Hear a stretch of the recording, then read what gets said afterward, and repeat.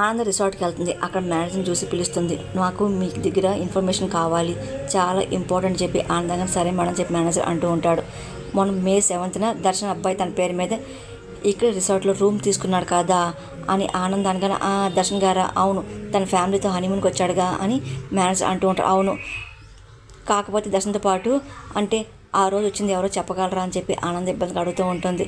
Manager ఆలోచిస్తూ ఉంటాడు. అంటే అది వైఫ్తోనే వచ్చేది అని మేనేజర్ కానీ అది ఓకే అంటే దర్శన్తో వచ్చిన ఆ వైఫ్ ఎవరి పేరేంటి అని అడుగుతున్నా అని చెప్పి ఆనందంగానే అలాగ అడుగుతున్నారా అని మేనేజర్ కానీ అంటే దర్శన్తో పాటు వచ్చిన కపుల్ సమీరనే కదా అని చెప్పి ఆనంద్ అడుగుతూ ఉంటుంది. మేనేజర్ గుర్తు తెచ్చుకుంటూ ఉంటాడు.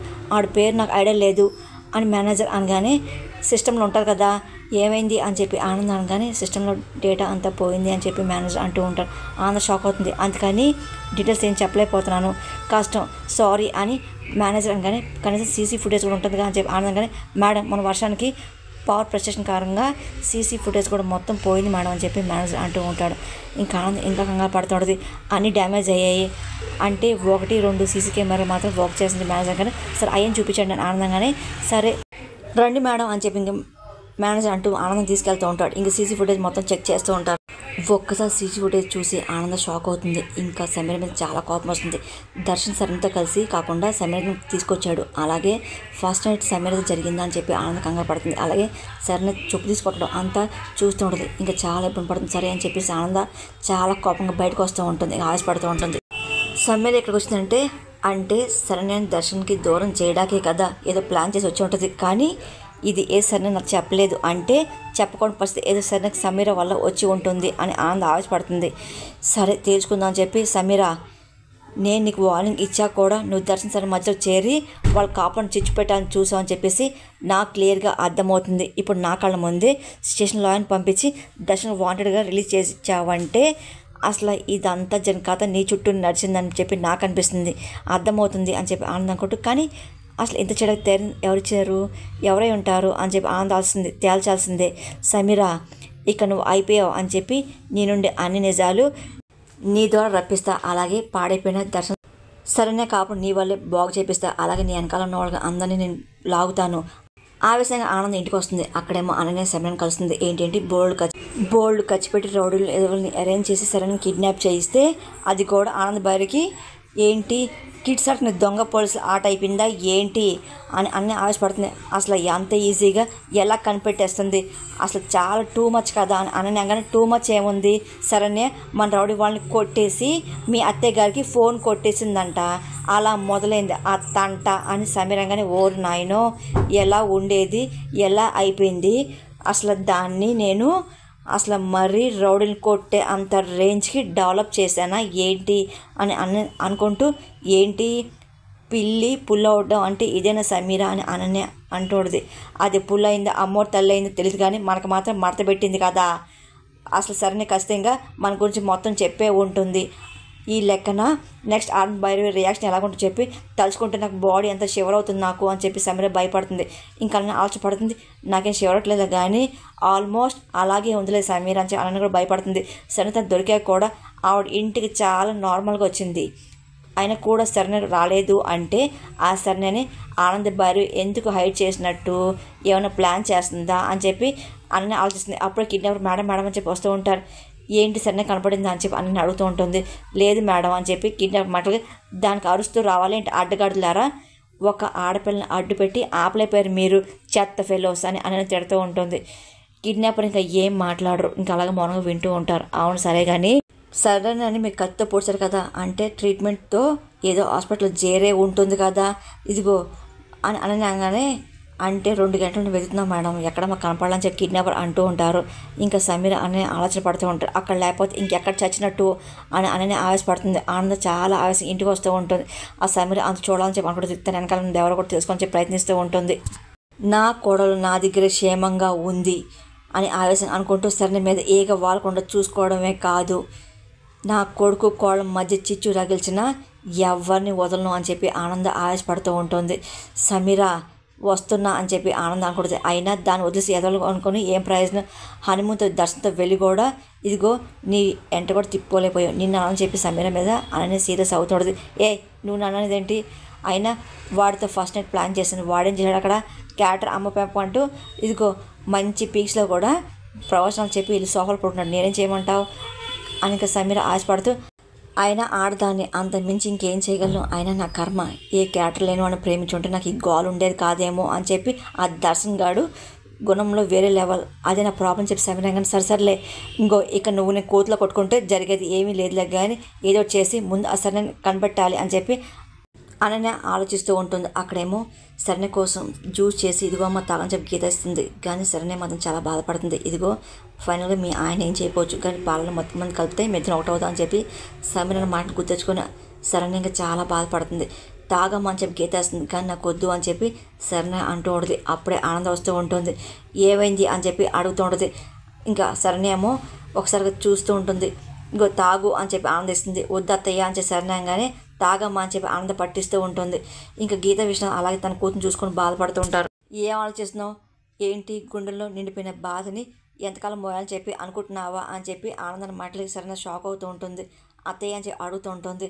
ఆ రిసార్ట్కి సమీర వచ్చింది కదా అని చెప్పి ఆనందం మాటలకి సరైన షాక్ అవుతూ ఉంటుంది. ఇంకా గీత విషయం కూడా ఏమంతా కదా ఆయన చూస్తూ ఉంటారు. ఏంటమ్మా నిజం నువ్వు దాచి నాకలు తీసని చెప్పి ఆశ్చర్యపోతున్నావా ఆనంద అనగానే ఇంకా సరైన షాక్ అవుతుంది. ఇంకా ఏం మాటలు చూస్తూ ఉంటుంది. ఏంటమ్మా బాధనైనా గుండె గడప దాటి బయటకు రానివ్వా ఏంటి అని నీ అమాయకత్వమే ఈనాడు ఈ కష్టానికి కారణమయ్యింది అని ఆనంద బాధపడుతూ ఇదిగో నేను రిసార్ట్కి వెళ్ళాను శరణ్య అని చెప్పి ఆనంద అంటూ ఉంటుంది. శరణ్య ఇంక చాలా టెన్షన్ పడుతూ ఉంటుంది. అక్కడ ఏం జరిగింది తెలుసుకునే ప్రయత్నం నేను చేశాను అని చెప్పి మరోమారు సమీర నీ మధ్యకు వచ్చిందని అక్కడ నాకు దొరికిన సీసీ ఫుటేజ్ ద్వారా నాకు అంతా అర్థమైంది అని ఆనందం మాటలు గీత విషయంలో కంగారు పడుతుంటారు. ఆ సమీర వల్లే నీ కాపురానికి అడ్డంకులు వస్తున్నాయని చెప్పి ఉన్న అనుమానం నాకు ఇంకా బలపడింది కదా. ఇదిగో శరణ్య చెప్పు శరణ్య నువ్వు ఇంకా మౌనంగా ఉండడం కరెక్ట్ కాదు చెప్పు అని చెప్పి ఆనంద్ చేపట్టుకుని అడుగుతూ ఉంటుంది. అసలు ఏం జరిగింది సమీర అక్కడ ఎందుకు వచ్చింది అని ఆనంద్ అడుగుతూ ఉంటుంది. ఇంకా శరణ్య కంగారు పడుతూ ఉంటుంది. చెప్తాను అత్తయ్య గారు ఏం జరిగిందో మొత్తం నేను చెప్తాను అని చెప్పి శరణ్య అనగానే ఇంకా మొత్తం అంతా చెప్తాడు. ఇంకా ఆనంద గీత విషయం విని షాక్ అవుతుంటారు. ఇంకా చాలా బాధపడుతూ ఉంటారు.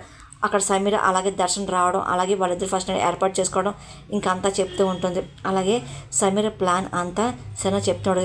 తను కావాలని చెప్పి దర్శన్ని ట్రాప్ చేసింది అలాగే డబ్బు కోసమే ప్రేమించింది అని చెప్పి మొత్తం చెప్తున్నాడు. కానీ పెళ్ళికి ముందే తను దర్శనం వల్ల బిడ్డ కానీ అలాగే మేము పగ తీసుకోని చెప్పి అనుకుంటుంది అని చెప్పేసి మొత్తం చెప్తుంది. ఆ తర్వాత సుశీల అని ఆవిడ పరిచయం అయింది. ఏంటమ్మా ఒకదాని రా అని చెప్పేసి తన రూమ్లో తీసుకెళ్ళింది. ఇప్పుడు అవసరం చెప్పి తన ఫోన్ మాడని బయటకు వెళ్ళింది. ఆ తర్వాత పోలీసులు వచ్చారు. నన్ను ప్రాసిక్యూషన్ కేసులో నన్ను అరెస్ట్ చేశారని చెప్పి అదే పనిగా సరైన మొత్తం చెప్తుంటుంది. ఇంకా ఆనంద విశ్వనాథ్ గీత షాక్ అవుతూ ఉంటారు. ఏంటమ్మా ఆడపిల్లకి భూదేవం అంత సహనం ఉండాలంటారు. ఆ సహనమే భర్తని వేరే ఆడదానికి చేజార్చుకునే అంత సహనం ఉండకూడదమ్మా. ఆయన ఇంత అమ్మాయికి ఎలా ఉంటున్నావు సంతోష్ కోసం ఎంత బాధ భరిస్తావా ఏంటి ఇది నీ జీవితం సరైన నీ భవిష్యత్ తల్లి అసలు ఆ మాట ఆలోచన భయం కూడా నీకు లేకుండా పోయిందా ఏంటి దర్శనం చేస్తానని చెప్పి ఒకే మాట చెప్పుంటే పరిస్థితి ఇంత దాకా వచ్చేదా కాదు కదా అని ఆనందంగానే నేను మీతో చెప్పాలని చెప్పి చాలా అనుకున్నా. కానీ ఈ సంగతి తెలిస్తే అసలు మీరు అబ్బాయి చేసిన పనికి మీరు ఎక్కడ బాధపడని చెప్పేసి ఆయన మీ ముందు ఎక్కడ తలదించిన పరిస్థితి వస్తుందని చెప్పేసి నాకు ఎదురై కష్టమైన ఒక్క మాట కూడా మీకు చెప్పలేకపోయాను అని చెప్పి సరైన ఏడుస్తూ ఉంటుంది. నన్ను క్షమించండి అడుగుతూ ఉంటుంది. ఇంకా ఆనందం కూడా ఏడుస్తూ ఉంటుంది. ఇంకొకసారి సరైన చేయి పట్టుకుంటూ ఉంటుంది కుమిలిపోతూ ఉంటుంది. ఒకసారి చేయి పట్టుకొని ఇంకా అదే పనిగా ఏడుస్తూ ఉంటుంది. శరణ్య ఇదిగో పిచ్చిదానా ఇదిగో భర్త అంటే ఇంత మమకారం ఏంటమ్మా నీకు భర్తని తప్పు చేసి చెప్తుంటే ఏ భార్యను ఊరుకుంటుందా 2 చెంపలు వాయించి 10 మంది 3 పరువు బజారుకి ఈడుస్తుంది కదా. కానీ నువ్వు కన్నీళ్ళతో కాపురం ముందుకు తీసుకొస్తున్నావు కదమ్మా ఏం కర్మమ్మా నీకు అని చెప్పి ఆనంద ఏడుస్తూ ఉంటుంది. శరణ్య విశ్వనాథం అలా గీత కూడా ఏడుస్తూ ఉంటారు. శరణ్యకి చాలా కోల్పోతుంటుంది. ఇంకా ఆనందం నచ్చ చెప్పే ప్రయత్నం చేస్తాను. ఎంత గొప్ప మనసమ్మా నీది అయినా చూడు తప్పు చేసింది భర్త అయినా కొడుకైనా సరే క్షమించను కూడా నేను క్షమించను అని చెప్పి ఆనందం ఆవేశపడుతూ ఉంటుంది.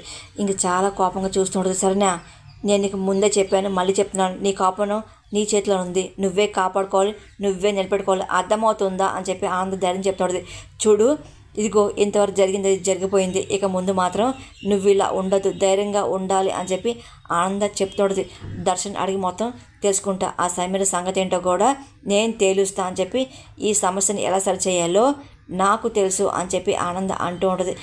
శరణ్యకి ధైర్యం చెప్తుంది. అప్పుడే వచ్చి మేడం పేషెంట్ని డిశ్చార్జ్ చేయమని చెప్పి నర్సు చెప్తుంది. సరే ఫార్మాలిటీస్ పూజ చేయండి అని చెప్పి ఆనంద అనగానే సరే అని చెప్పి ఇంకా నర్సు వెళ్తుంది. అనయ్య మీరు ఇంటికి వెళ్ళండి, సరే నాతో వస్తుంది అని చెప్పి ఆనంద అంటూ ఉంటుంది. కానీ ఇంకా గీతకి అర్థం కాదు. అదేంటి అమ్మాయి మా ఇంట్లో ఉంటే మంచిది కదా వదిన గారు అని చెప్పి గీత అనగానే, సరే ఇప్పుడు ఎక్కడ ఉండాలి అక్కడ ఉంటాయని ఈ కథకి సరైన సమాధానం దొరుకుతుందని ఆనందంగానే మీరు ఎక్కడికి వెళ్తున్నారా అని చెప్పి విషయాన్ని అడుగుతూ ఉంటారు. చోటు ఇప్పుడు చెప్పను కానీ వెళ్ళేది మాత్రం పాప ప్రశ్న గావించడాకెళ్ళే అని ఆనంద ఆశపడుతుంటుంది. కానీ ఎవరికి అర్థం కాదు, ఇంకా అలాగే వింటూ ఉంటారు.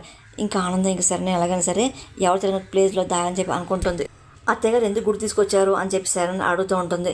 అదే పనిగా అమ్మవారిని ఆనందం చూస్తూ ఉంటుంది. శరణ్య, నువ్వు చేయని తప్పుకి 7 జన్మలు అనుభవించని శిక్ష నువ్వు అనుభవించావు కదా, ఏ భర్త తన భార్య పడుకోవడం నింద దర్శనం మూలంగా నీ మీద పడింది కదా అని చెప్పి ఆనంద కళ్ళ నీళ్ళు తెచ్చుకుంటుంది. ఇదిగో దర్శన్కి తన కనతలిగా వాడి జీవితంలో నేను తెచ్చాను కదా, అందుకే నా బిడ్డ చేసిన ఈ పాపానికి నేనే పూర్తి బాధ్యత వహిస్తున్నానని చెప్పి ఆనంద అంటున్నది. అమ్మవారి సాక్షిగా నేను క్షమాపణ కోరుకుంటున్నాను అని చెప్పి ఆనంద చేతులు జోడించి అడుగుతుంది. నా పెంపకాన్ని సిగ్గుపడుతూ పసుపు నీటితో నన్ను నేను ప్రచారం చేసుకుంటున్నా అని చెప్పి ఆనంద బాధపడి చెప్తుండదు. ఆనంద శరణ చెప్పిన ప్రతి మాట గుర్తెచ్చుకొని చాలా బాధపడుతుంది. అక్కడ హనీమూన్కి వెళ్ళి శరణ ఎన్ని బాధలు పడిందో, అలాగే దర్శనం వల్ల ఎన్ని మాటలు పడిందో, ఆ సమయంలో ఎన్ని కష్టాలు పడిందో అని చెప్పి అనుకుంటూ ఇంకా అక్కడ ఉన్న పసుపు నీళ్ళు తన నెత్తి మీద నుండి పోసుకుంటూ ఉంటుంది. ఆ తర్వాత ఆనంద పుల్లుదండలు పెడుతూ ఉంటుంది. శరణ అంతా చూసి ఇంకా బాధపడుతుంది కానీ ఇంకా ఏం చేయలేక ఇంకా అలా ఆనంద సాయంగా నిలబడుతుంది.